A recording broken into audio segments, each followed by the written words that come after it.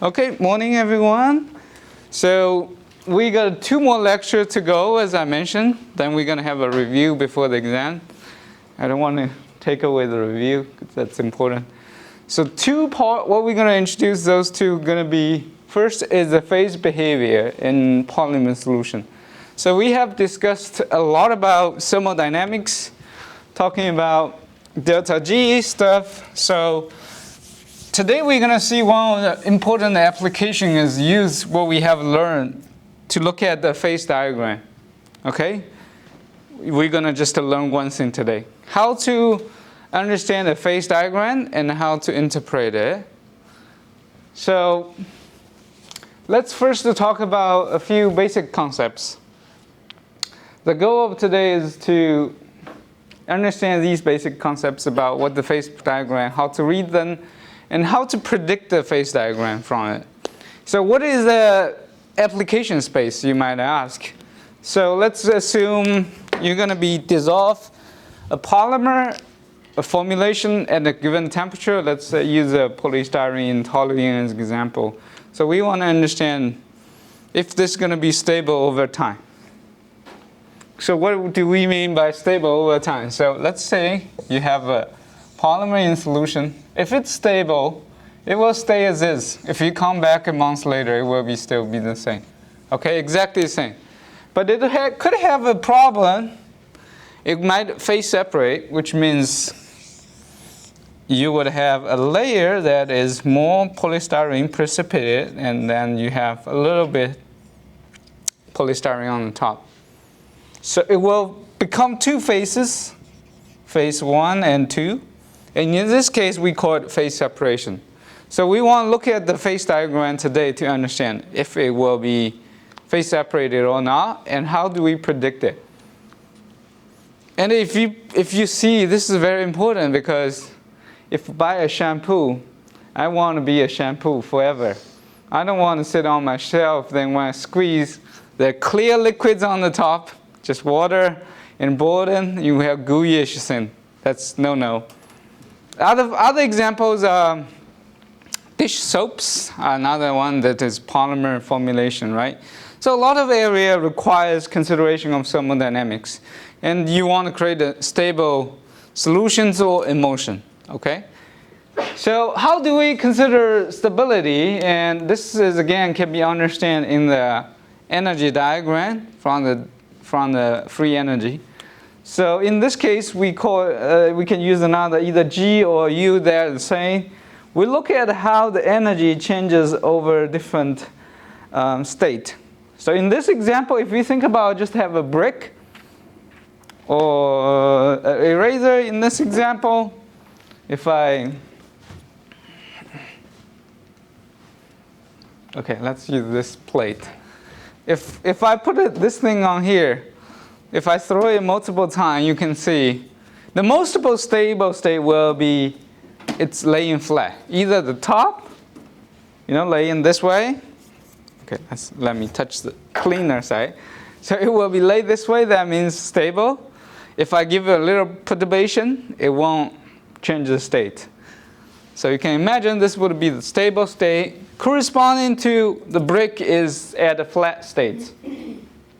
So when I tilt the brick a little bit, I'm going to increase the energy because the gravity won't lower it flat. So your energy state goes up. So if I took away my force is holding it, it's always going to fall back on to what? The lowest is the energy state, which is flat, right? Okay, so what about unstable state? That makes sense. That means if something is unstable, it will spontaneous goes down to most stable state. This happens. Let me see if I can catch it. If I let it go, it will flat, goes to stable state. So effectively what happens in the system energy, you go from a metastable to lowest stable state, correct? You could also have something we call a metastable. That means it is stable at a small window. What do I mean by small window is in a small energy state, it is stable. So let me see if I if I can make that happen. Oh, this is definitely not. This is metastable, so it's stable if I don't move. But if I give a little bit perturbation, come on, it will fall down. Okay? So that's what it means. In our phase diagram, we actually could have polymer adopt those similar states, either in stable state or metastable state or unstable state. So we're going to talk about those states today. So if you trap in metastable states, it's not terribly bad. That means as long as you kept the system stable, it might stay there forever. But if you perturb it by sometimes stirring or sometimes change the temperature, you're going to trigger it to phase separate.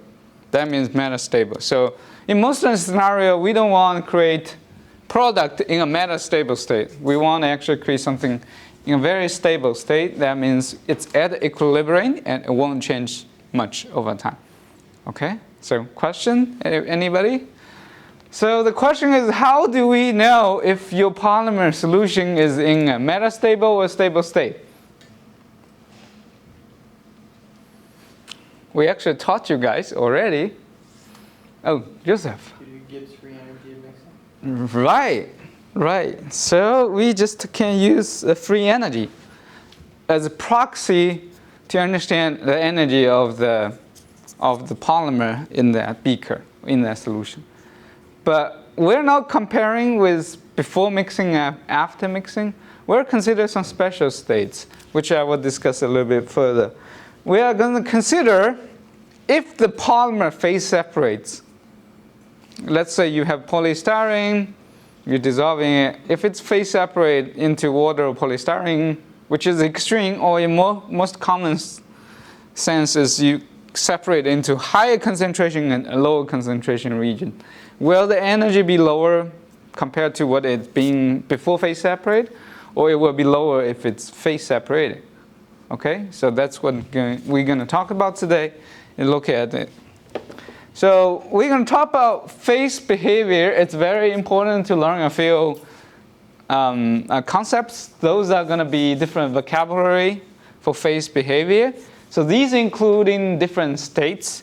So we have unstable states. That means these solutions will this first unstable, we're going to first talk about this spinodal curve. So these two are the special polymer terms, binodal and spinodal curve. So these defined as, spinodal is this dashed line, and binodal is this solid line. And I also written on this graph, we have two texts. One we call one phase, the other is two phase. So what does this mean? This means this is a plot against the temperature and concentration of the polymer. So that means, let's use my favorite example, polystyrene, in toluene as an example. Let's assume this is the temperature going from low to high. That means at room temperature, you can generate a homogeneous solution by staying at one phase. One phase means there's just one particular phase. Two phase, that means you're going to have two different phases coexisting in a container. So this would be means phase separation, okay? So phase mixed, phase separate, but what about these gray area? So that's some of the interesting example where you can have metastable states. That's what we talked about in the last time. So you're going to have some metastable states, very stable homogeneous states, phase separate two phase separated states. Okay, if we prepare just one, let's say this is 50% of concentration, or 50-50. Okay. So spinodal line, or this dashed line, and binodal line basically defines when you're going to fall into one phase or two phase. So, well, now if we have open notes, you should be able to easily discern the difference. But before that, binoodal and spinoodal, it's like they sounds very similar. Some student might be not able to tell it. But binoodal basically means this is dictates the difference between one phase and metastable phase. And spinoodal is discerning metastable phase to unstable or two phase. Okay? And there is one interesting fact about this phase diagram. As you can see, the phase diagram is kind of narrowing, and it converges at one point. This is converged at a given temperature and given concentration. So the physical meaning for that is that means at a high enough temperature, when you're above this Tc, C is critical, your system will just always be mixed and homogeneous. Okay? The critical temperature. And this is one type of phase diagram. We will learn more type of phase diagram. This actually has a name. We call it, this is called a critical point, right? So the critical point is at the upper portion of the phase diagram. We call it the upper critical phase diagram, or UCST, upper critical phase diagram. Okay? You will learn another type of phase diagram, but as you know. Why this is useful? Because now you can guarantee your polymer will be stable and dissolved if you know this Tc value. Right? The more question is, how do we obtain this curve? This phase diagram is generic. Let's say I give you a polymer. Amy made a new polymer in her lab. She is very excited, but she now wants to dissolve it and understand it. So she needs to create a phase diagram. So she can know at what temperature, at what concentration it will be stable and not phase separate versus it will be not stable. Okay? So how do we do that? We're not going to get there yet. We first let's take a look at a few interesting phase behavior. I can tell you the most common ones are either UCST or LCST. And UCST is more common. What this means, upper critical phase diagram. LC is lower critical point phase diagram. Okay? So how do you tell? As I told you, this is upper, this is lower. So in this case, you can look at this. If I prepare a solution at this concentration, if I heat up, your polymer will go from phase separated, in the dashed line it's phase separate, into phase mixed. This is the most common. As I said, your polystyrene, it may not dissolve in a low temperature in bad solvents, but when you heat it up, it will be able to dissolve. So this is the most common one. This is some of the less common one. So, some of the thermal responsive gels uses LCST. That means at high temperature, it will be gel. At low temperature, it will be liquid light. You might have heard some talks, some other seminar speakers talk about 9-pen. It's one of the thermal responsive polymer, which will phase separate at high temperature. And in really strange cases, you would have coexisting of UCST and LCST. That means this polymer is really strange. When you dissolve it at room temperature, it won't dissolve. When you heat it up, it will dissolve. When you keep heating, it will precipitate out. Right? It goes through 2-phase, 1-phase, 2-phase. And these are some of even extreme cases, which is very less common. And in most scenarios, you will see LCST or UCST behavior. And in real example, we can actually measure it.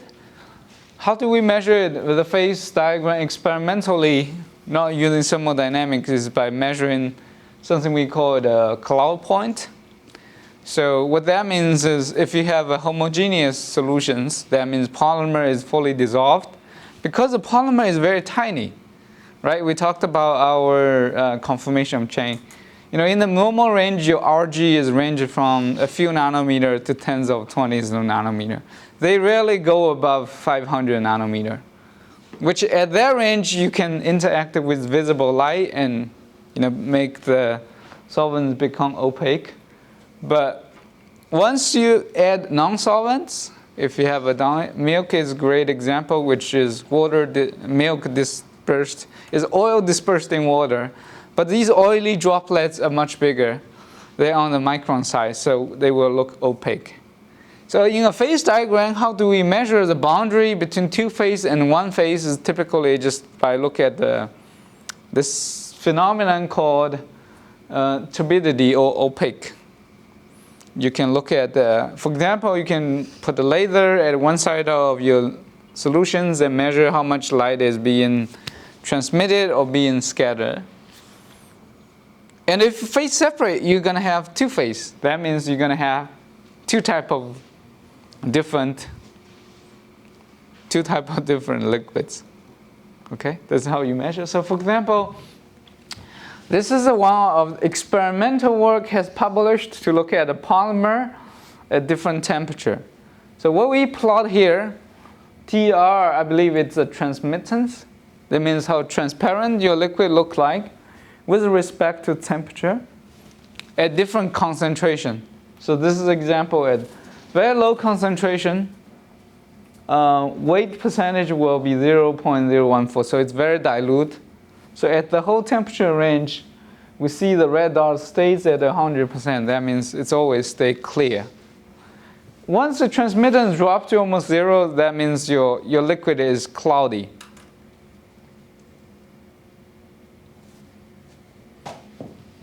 Oh, get it? Joseph, questions? Does that mean that whatever they're measuring here has an LCST, since as they increase temperature, they hit a point where it Phase separate. phase separates? Yes. For this particular polymer. Okay? Good catch. So there's two things. The other thing is you can see when the polymer concentration goes up, the onset of cloudiness drops to low temperature, which you also agree with the LCST behavior. Because, let me show this curve. So when we increase the concentration, you can see the onset will start to drop, right? So at a very low concentration, your onset could be high or even non-existent. But when your concentration reached here, you start to drop in critical temperature when it starts to go from phase separated to non-phase separate states. Of course, when you surpass phi equals to 50%, you're going to have a reverse. But we are far away from here. Look at our concentration is more or less just at 3%, roughly, at most 2.8. Okay, so we're far away from there. So these are the examples that you can actually measure the phase diagram, and this can be coupled with our thermodynamic prediction. Questions?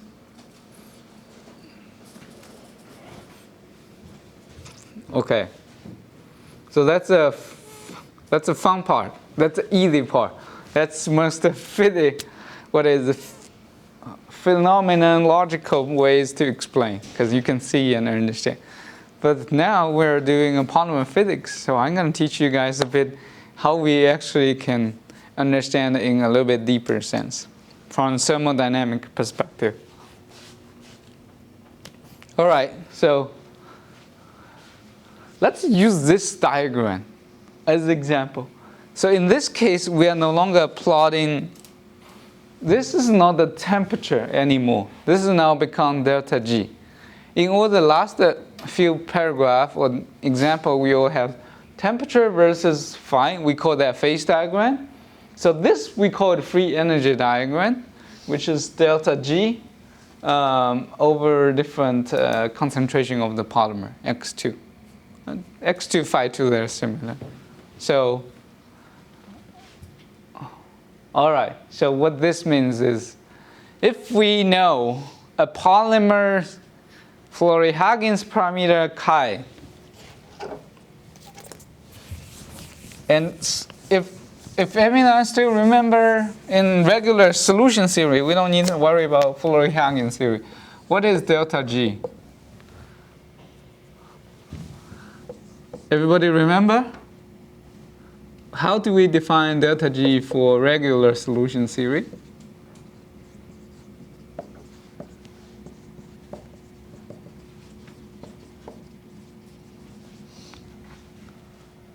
Delta S is x1 log x1 plus x2 log x2.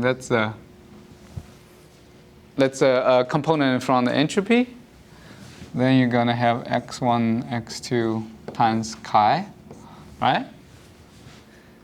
So if I give you the chi, if this is measured, and let's assume this is just a random number, 0.6, now you should be able to plot the delta G with respect to x2 or x1. Because the only variable here is basically x2, because x1 is basically 1 minus x2, right? x2 is the concentration of your solvents or polymer. So we could plot a delta G change with respect to x2 plot, look like this. Of course, it can take different shape, but this would be one of the shape it might take. What that means is when you change different value x2, your delta G will vary. Okay, now this is the most important part. We can use this diagram to understand your phase behavior. Let me give you an example.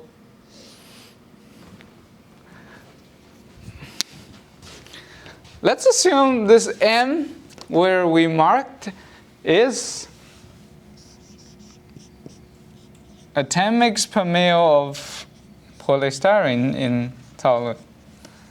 So if it will be stable, that means when we give a perturbation or changes locally to the concentration on polystyrene, it will complain, says, I don't like the condition, I want to go down to the most stable state, right? So if it has a little perturbation, it can go down into two different states with lower energy, it will go down. So we need to understand, if it's split into 8 mg per ml and 12 mg per ml, the total concentration is still the same if you take average. So locally, let's think there's a little bit fluctuation. You fluctuate somewhere, it's slightly high concentration, somewhere slightly lower concentration. Will the solution be happy to stay there, or it will be not happy to go back to their average of 10? So how do we calculate the delta G if we'll be happy or not? I'll give everybody a little bit of time to think. Because first we need to understand there's conservation of mass, so there will not be any change. That's why we can assume your 10 mg per ml can be split into two, one slightly lower, one slightly higher concentration. If after splitting, everybody is happy, nobody complains, they will keep splitting until they reach another equilibrium states. But they're not happy, they don't want to split, they will always come back to where we are, right? So this comes down to this diagram. So let's assume we have starting at this M state. At under small perturbation, we could have happen is now M split into two, so 10 mg split into 8 and 12 mg per ml. And we just need to understand, is this before splitting delta G is lower, or after splitting delta G is lower? So before splitting, we can calculate using this exists equation, and after splitting we can use that again. But there's the easier way you can calculate, because energy is a linear combination. So we just need to draw a line and find where the concentration at the middle. All right, so I give you a hint. If I split myself into two components, my total energy is basically a normalization of this red line. So my new energy state will be m star. So do I want to be split? Oh, I see a lot of heads shaking. Why? That's higher energy than just M. Right, because if I split, I generate the energy state is higher than where I start off. Because I start off here. If I split, I generate energy and want to stay there. So it's equal to the states that I talked about in the eraser case, where I start with flat. If I split, I kind of create a higher energy state, which I'm not comfortable with. So you're always going to come back. Yeah, Joseph, please. When you're at M, is that you have the mixture of A and B together, and they're mixed together before they're split? And then when Yeah. you split them, then you're on that line in between Yeah. the 2 points? So that's what I give example. So you can start with x, any arbitrary value of x. So it could be xm or whatever you want to call it right here. Okay. Because we don't create a material, we don't lose it. So when you're going to phase separate, you always create the one phase is richer in polymer, the other is less. So you create these two data points. So it's always going to be that way. Sure. And then the energy delta G of the whole system is just going to concentration of XA times its own delta G state times concentration of XB. So it's a linear combination of each individual component. Okay. So now I'm going to ask you guys a very good question. So this system says, I don't want to phase separate. I'm always happy with the one phase. But we have phase separation in some of the phase diagram. So in what scenario we would have different situation? When it's phase separate, it will be happy. That means our n will need to be lower than m star, need to be lower than where it start off. In one scenario, you can have a split, and everybody will be happy with splitting.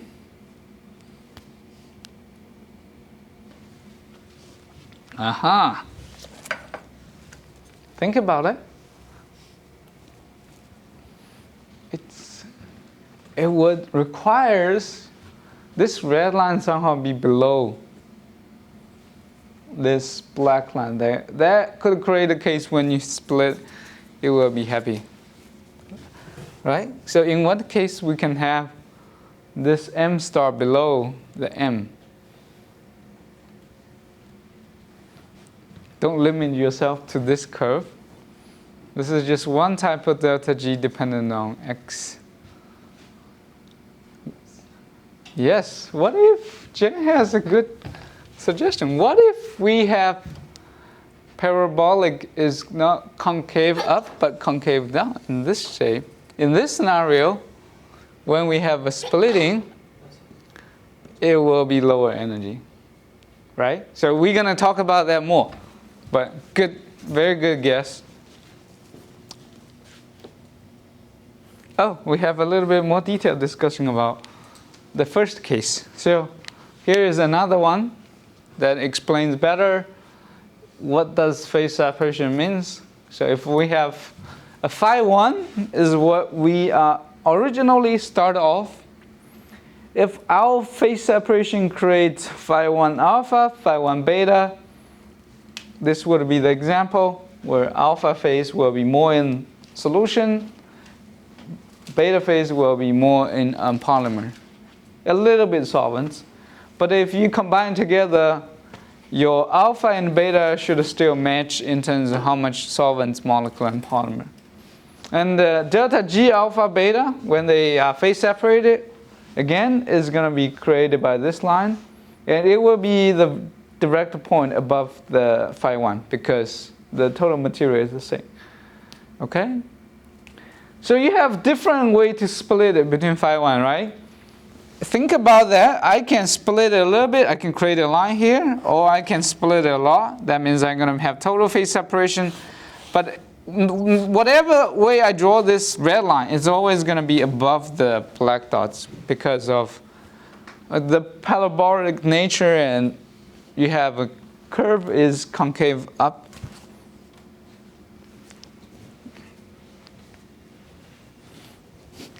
We would be happy to phase separate if our delta G curve looked like this. So this is another delta G example. So in this case, your delta G is lower at either end. So in this case, again, I start with phi 1 here. This is where before I phase separate. So I'm going to give the system a little bit perturbation. That means my 10 mix per mil will split into a combination either 8 to 5, 8 or 10. Then will this states to be lower than where I start off? Again, I can do a calculation about linear combination of delta G. And we can see after splitting, we lost this amount of energy. Oh, great! That's the best thing. We shed some free energy. So the solvent says, let's do that. Let's phase separate into alpha phase and beta phase. And this will not stop there because this is clearly not lowest energy. And if you draw it, you probably need to draw where here and there. That's probably the lowest energy. So it will keep phase separating until it reaches lowest energy states. So these are two ideal situations because delta G has a perfect shape of parabolic, either concave up or concave down. But in real cases, you will not have this kind of phenomenon. I'll give you some example, a little bit more, okay? Any questions so far?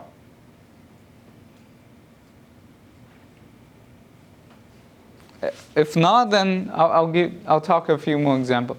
So it sounds like the prediction of phase diagram is all ties down if we can see the shape of delta G, right?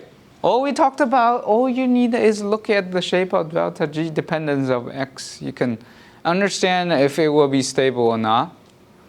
So how do we plot delta G dependence on phi? We can use Flory-Hagen theory. We can use the great theory we developed. So let's do that.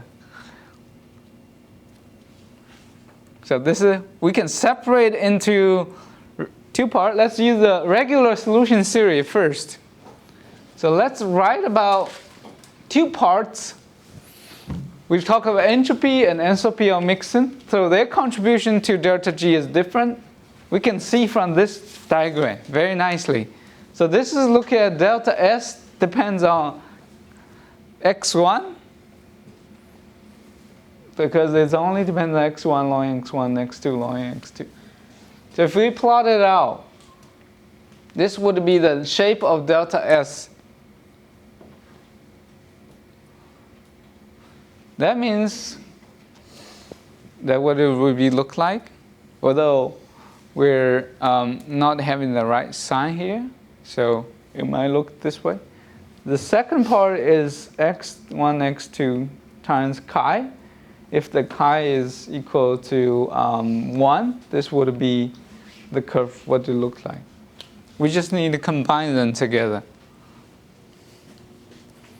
Here is more obvious. When we give a different chi value, the left part of the curve don't change. But the right part of the curve, we can have different value, depends on the chi for entropy. So you can see, when chi equals to -1, we have a shape of entropy contribution, look like this. because it's x1, x2 times minus 1. So its effective is minus x1, x2, right? When chi equals to 0, no matter what x1, x2 value, it's always going to be flat. When chi is bigger, you can see this curve going to concave up. So the delta G, according to our regular solution theory, is combination of enthalpy and entropy. Oops, that was close. We can see that would be the delta G curve depends on what is the chi value. So if we have a chi equals to 0, this would be the delta G curve. And we know, Amy, question? Can you go back to the previous slide for a second? Sure.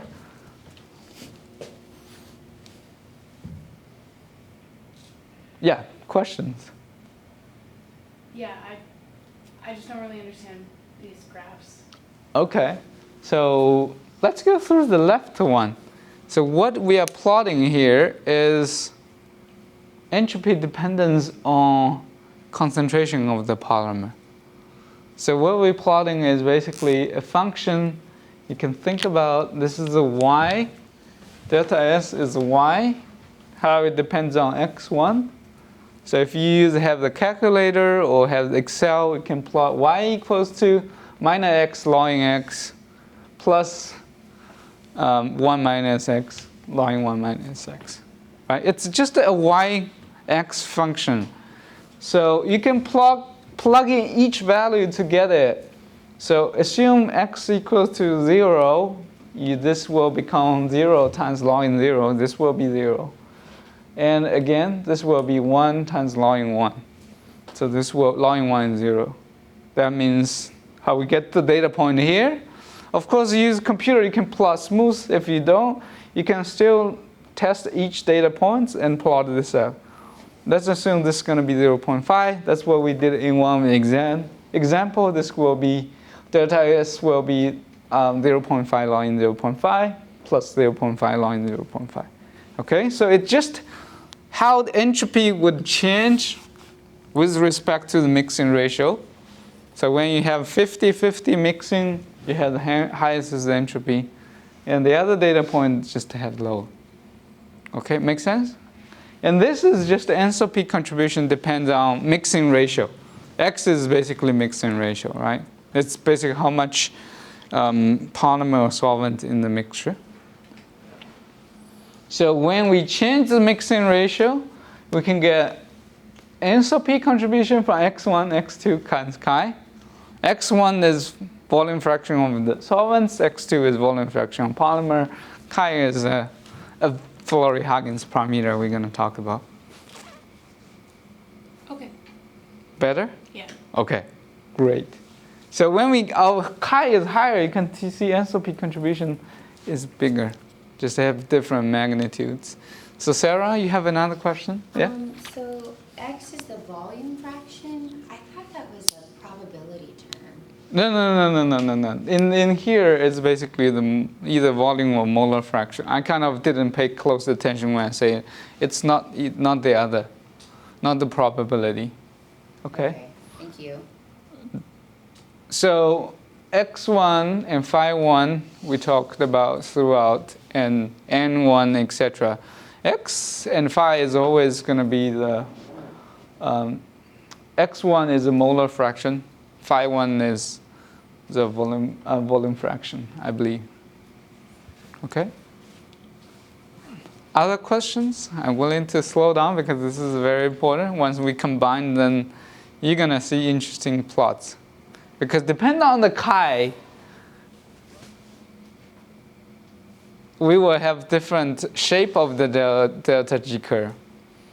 Can you repeat the thing? Like, phi is volume? Volume fraction? Okay, and x is molar fraction? Yeah, because we start talking about phi when we talk about Flory-Huggins theory, because polymer just take up much bigger volume, so we start adopt the phi. You can go back to that section. Because in the Flory-Huggins theory, delta G per lattice site is written as this way. phi 1, phi 2, log m phi 2, plus phi 1, phi 2, chi, okay. Oh, I missed n. How did I? Okay. Now this is the correct Flory-Huggins theory. All right, so let's continue a little bit. So this would be the shape of the example when you look at the combine the delta H and delta S. We didn't do anything fancy. We just add those two individual plot together because they share the same x value, right? So you can see when our mixing ratio, when you have solvents, x1 is 100% polymer B, it's 0. But now it depends on the chi. In chi equals to 0 or 0.5, your entropy still dominates. You can see the shape of delta G is always concave up. So that means when the chi is really little, our solution should be stable because it won't be able to phase separate into two and maintain it. But when our chi is growing, example chi equals to 2.5.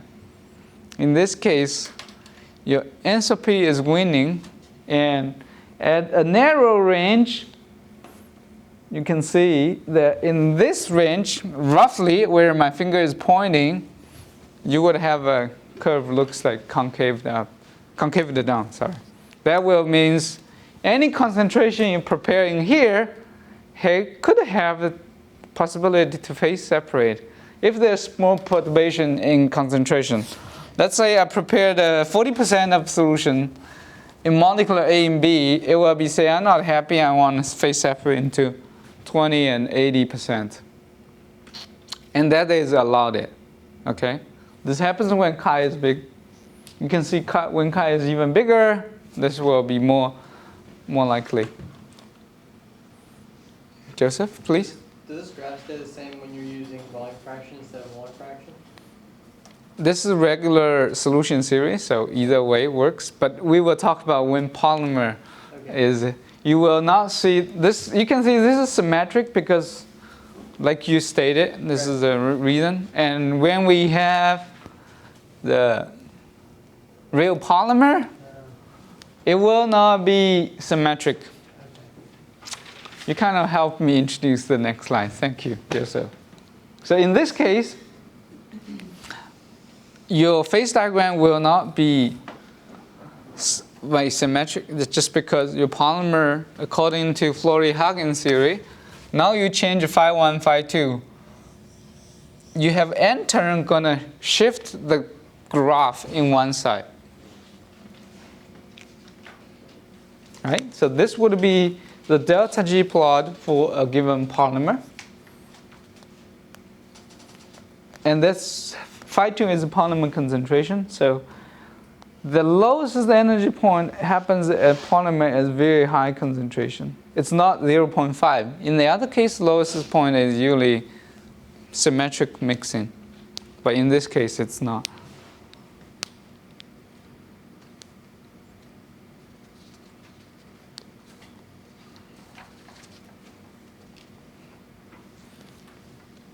Okay. All right, everybody still energetic? We can go a few more minutes. Let's do another 5-10 minutes. Haha. Here is a Flory-Huggins series for polymer blends. This is what happens if you have a polymer blends.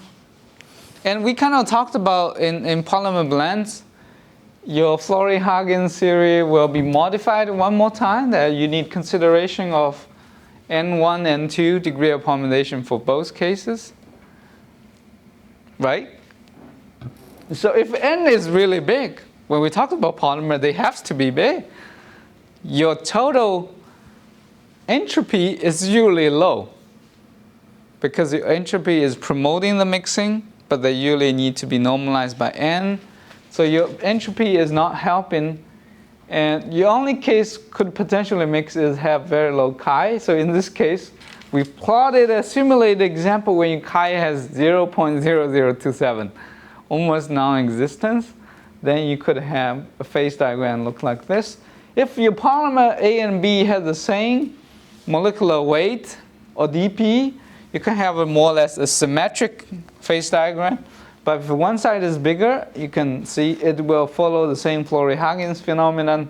It will be shifted one side or other. It will not be symmetric. That means your lowest point or the critical point will be either very high number or very low number, depends on what they are.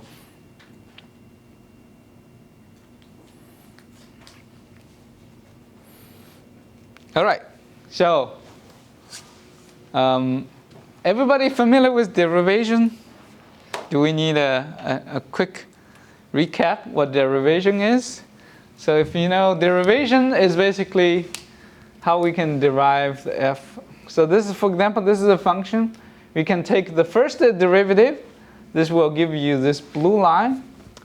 When the first derivative equal to a few examples, let's see.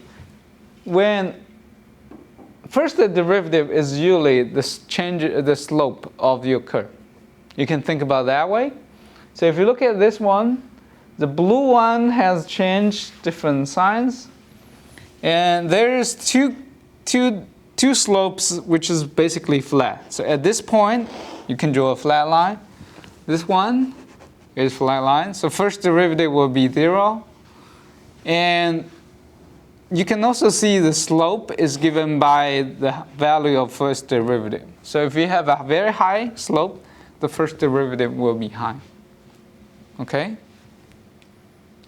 And the second derivative is basically tell you this diagram. So red one is derivative on the top of this one. And why we need second derivative is because this can tell you the shape of this y function. Is it concave up or down? And we can see when y equals to 0 for this red line, that's basically the transition point when it's transit from pointing down for this curve or pointing up. Or it's concave up or concave down. Okay? So we can use the second derivative as the parameter to tell you if your phase is stable or not stable. If you have a delta G with respect to phi, if it's concave up, that means it will be stable over this entire range because second derivative of that will be locally stable. Concave down, that means it's non-stable because we take two derivative of any data on this point, it will be a negative value.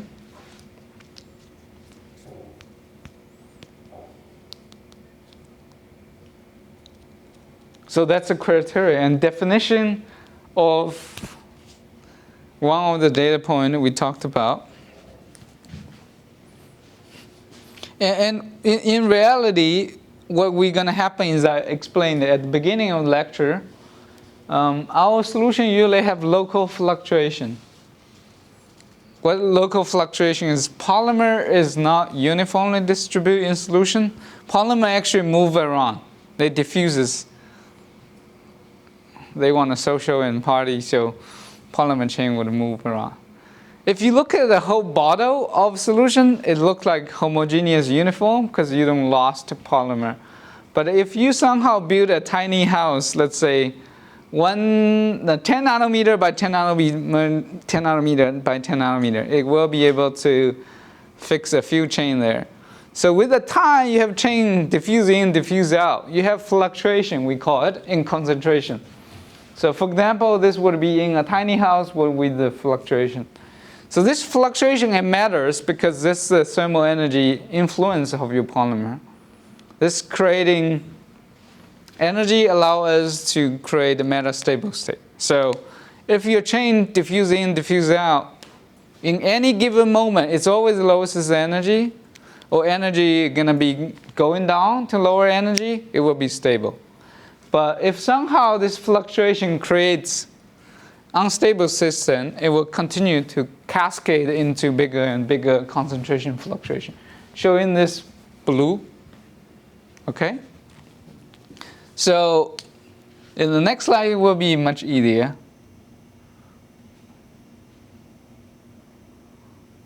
All right, this I think should be the last slides of the day. So this would be more generic phase behavior of any polymer, because in real cases, we not necessarily have one simple concave up or one simple concave down. It will have up and downs in the delta G. So how do we determine if our polymer will be stable or not?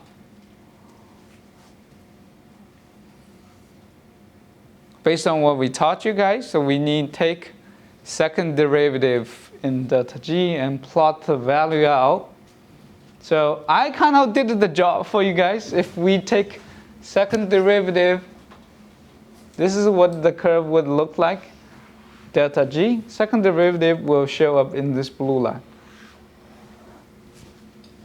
So if I remember, I told you guys the point when it's above 0 and below 0 is crucial. Above 0 means it will be stable, and below 0, which means it's not going to be stable. So this would be the point. If we draw a vertical line that will intersect here. This will be the transition. As you can see, it's concave up to concave down transition, right at this point. And this point you can calculate. If you take second derivative, you can calculate out what phi value is. You can have phi 1 and phi 2. So these are the boundary points. Sets apart if you will be stable or not. And it will have lower phi and higher phi. So there will be two phis. Why there will be two phis? Everybody remember the phase diagram. So let's use this one. There is a lower boundary and there is a higher boundary. So there's always going to be 2 points. In between there will be metastable or 2 phase. Outside this boundary it will be 1 phase. So this defines the boundary of 2 phase. Make sense? So everything in here is not stable. It will phase separate, what we highlighted here. So you can see phi 1 and phi 2 is defined by here. Anything in here and here will be stable, but not perfectly stable. We will talk a little bit more.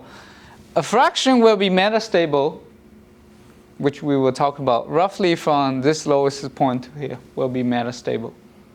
It's not lowest energy states, but as long as you don't shake it too much, everything don't break. Amy? So the red regions are what and the blue region is what? Red region is stable plus metastable. The blue region is unstable. It will become 2 phases spontaneously. What do you mean stable plus metastable? To be really stable, you have to be. We haven't touched that part, so there's another 2 points. Let me answer your question directly. Let's go one more extra slide. I really promise you guys this will be the last one. So what I say that when you phase separate, where are you going to stop is the question. Everybody knows they will phase separate, but at what point they will phase separate stop? How do we determine the losses energy is the question. So when they will stop is determined by these 2 points, D and E. So that's the 2 points we're going to discuss in more depth in next class. But all you need to know is when I have let's say this is roughly in the middle, 50% of polystyrene in toluene. It won't phase separate into pure polystyrene and pure toluene. It will not reach that. What it will phase separate is where determined by D and E. In this case, more or less it will be 20-ish polystyrene and 80-ish polystyrene, okay? So anything between 20 and 50 is metastable. it will be happy if you don't fluctuate it a lot, but if you somehow can make them phase separate into 2080, it will adopt a low energy state as well. So that's what we mean by metastable. So any data points, if I draw a tangent line between these two peaks, so these two will be metastable states, and these will be metastable states. Matching what we discussed at the beginning of phase diagram, there's metastable region.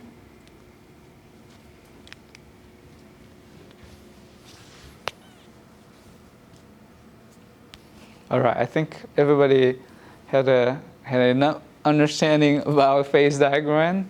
So if you go back, I would suggest you take a look at understand about what the delta G curve, how we can plot out delta G with respect to phi.